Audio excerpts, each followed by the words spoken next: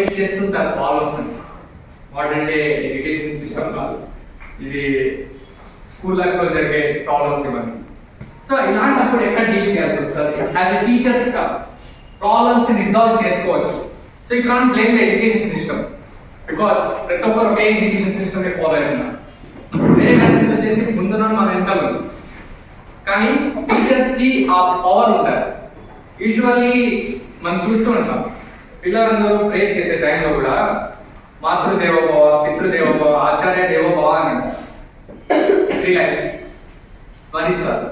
Because తల్లిదండ్రులతో పాటు గురువుకి కూడా సమానంగా, దేవుడికి సమానంగా చూస్తారు. వేరే వ్యక్తులకి లేదు. ఎందుకంటే గురువు ముందరే ఆ ప్రాబ్లం ఉంది, గురువునే ఫేస్ చేస్తున్న ప్రాబ్లం. ఎటువంటి ప్రాబ్లం వచ్చినా కూడా, ఎటువంటి సిచ్యువేషన్ ఉన్నా కూడా దాన్ని డీల్ చేసే కెపాసిటీ ఒక గురువు మాత్రమే. సో అంత గొప్పది ఆ ప్రొఫెషన్. సో రిజాల్వ్ చేసుకోవచ్చు. ఎలా రిజాల్వ్ చేసుకోవచ్చు అనేది techniques we are going to know. What kind of plan we have to initiate we are going to know right now. మొదటి కావాల్సింది సెల్ఫ్ కేర్. మనం బాగుంటే వాళ్ళు బాగా చూసుకోవాలి. మనల్ని మనం ఇగ్నోర్ చేస్తే వాళ్ళని సరిగ్గా చూసుకోలేము. ఇదైతే ఫ్యాక్ట్. ఏమేమి సెల్ఫ్ కేర్ స్ట్రాటజీస్ మనం గమనిస్తే, యోగా, ఫుడ్ డైట్ గురించి చెప్తాను. హై లెవెల్ షుగర్ కంటెంట్స్ మనం తింటే మన బ్రెయిన్ ఎక్కువ పనిచేయదు. సింపుల్ ఒక ఎక్స్పెరిమెంట్ అయితే జరిగింది, నేను చూసాను. ఒక 2 మౌస్ తీసుకున్నాను, అంటే ఎలుకలు. దానికి ఒక ర్యాట్ వచ్చేసి ఒక హై ప్రోటీన్ అంటే బ్యాలెన్స్ మీల్ ప్రొవైడ్ చేస్తున్నాను. అంటే వెజిటేబుల్స్ కైండ్ ఆఫ్ ప్రోటీన్, మంచి ఫుడ్ అనేది అందించినాను. ఇంకో ర్యాట్ వచ్చేసి ఒక high sugar level content food ఇచ్చినాను. ఒక ర్యాట్ బాగా కొన్ని డేస్ వరకు అదే ఫుడ్ని ప్రాపర్గా ఇస్తున్నారు. ఫస్ట్ ర్యాట్ని ఒక ట్రాప్ లో పెట్టేస్తారు. ఒకే ఒక ఎస్కేప్ రూట్ ఉంటుంది, ఎస్కేప్ కావాలంటే. ఆ ర్యాట్ని ఫస్ట్ ర్యాట్ని పెట్టేసిన తర్వాత త్వరగా వచ్చేసరికి కనుక్కుంటారు ఎస్కేప్ రూట్. చాలా త్వరగా కనుక్కుంటారు, 15 seconds లో కనుక్కుంటారు. అదే సెకండ్ ర్యాట్ని అట్లే టెస్ట్ చేస్తారు. అది కనుక్కోలేదు, తడబడుతుంది తన యొక్క సర్వైవల్ ఇన్స్టింక్ట్ ని కోల్పోతుంది, ఆలోచన దృష్టిని వెళ్ళిపోతారు. సో ఫుడ్ డైట్ ఎంత ముఖ్యం అనేది చెప్తాను. మార్నింగ్ వస్తున్నారు స్కూల్కి చెప్తున్నారు అంటే క్లాస్ లో కూర్చొని నిల్చుకొని చెప్తారు. ముఖ్యంగా దానికోసం కావాల్సిన ఎనర్జీ కావాలంటే దానికంటే meditation, yoga and all over the things we have to do. And as well as food diet కూడా చాలా ఇంపార్టెంట్. ఎందుకంటే ఫుడ్ డైట్ ఎందుకు చెప్తున్నానంటే మధ్యాహ్నం పూట ఎక్కువ తినేది రైసే. చాలా మంది రైస్ లో హై షుగర్ కంటెంట్ ఉంటుంది, గ్లైసెమిక్ ఇండెక్స్ అంటారు. గ్లైసెమిక్ ఇండెక్స్ హై ఉన్నప్పుడు ఆ కంటెంట్ ఫుడ్ ఎక్కువ తింటే నిద్ర ఎక్కువ రావడం, డల్నెస్ పెరగడం, త్వరగా పనిచేయకపోవడం, అంటే ఎక్కువగా టైర్నెస్ అవ్వడం అనేది జరుగుతుంది. ఎందుకంటే 8 hours వరకు కంటిన్యూస్ చెప్తూనే ఉంటారు టీచర్స్. దానికోసం ఒక బ్యాలెన్స్ డైట్ అనేది చాలా చాలా ముఖ్యం. ఒకసారి మిస్ చేసినా కూడా అది ప్రాబ్లమాటిక్ గా మారుతుంది.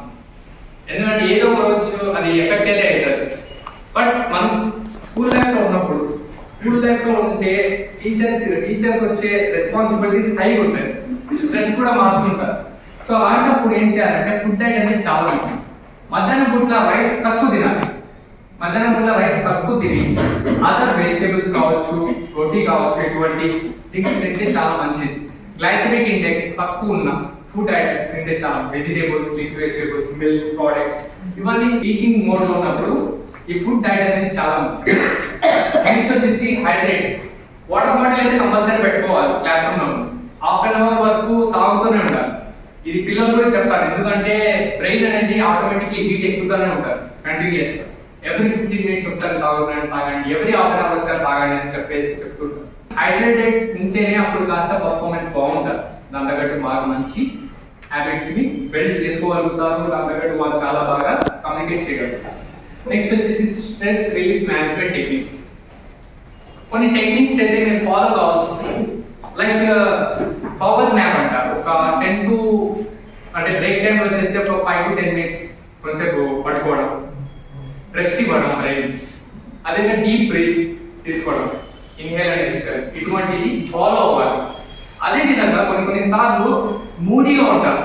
మూడీగా ఉన్నప్పుడు ఏమైందంటే మీ యొక్క డోపమైన్ లెవెల్ ఏదో తగ్గిపోతారు టీచర్స్ చెప్పేటప్పుడు. డోపమైన్ లెవెల్ తగ్గిపోయినప్పుడు ఏం చేయాల్సి వస్తుంది? సింపుల్ పంట ఉంటుంది, ఏం లేదు, జోష్ వచ్చి మ్యూజిక్ వచ్చేసి ఇయర్ ఫోన్స్ పెట్టుకొని వినాలి. దానివల్ల ఏమవుతుందంటే మీకు ఇష్టమైన మ్యూజిక్ అని విన్నప్పుడు మీ డోపమైన్ లెవెల్స్ ఇంక్రీజ్ అయితే ఆటోమేటిక్లీ మీరు యాక్టివేట్ అవుతారు. సెరోటోనిన్ లెవెల్ ఆటోమేటిక్లీ మీరు బిల్డ్ అయినప్పుడు మీరు బాగా చెప్పగలుగుతారు. So these are the things you have to follow. Self care ఎంత బాగుంటే అంత బాగా పర్ఫార్మెన్స్ చేయగలుగుతారు. అండ్ స్లీప్ కూడా, స్లీప్ అనేది చాలా చాలా ముఖ్యం. రాత్రి కరెక్ట్గా కరెక్ట్ టైంకి నిద్రపోతే మార్నింగ్ కరెక్ట్గా పర్ఫార్మెన్స్ చేయగలుగుతారు. These are very much important for teachers.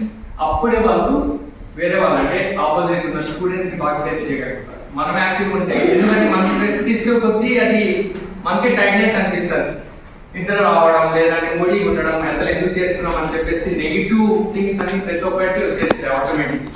మనం సెల్ఫ్ కేర్ గా ఉంటేనే, సెల్ఫ్ కేర్ తో మనం ఇనిషియేట్ చేయగలిగితేనే, ఎప్పుడైతే టీచింగ్ చేయగలిగితేనే అప్పుడే మనం పర్ఫార్మెన్స్ సాధించగలుగుతాం.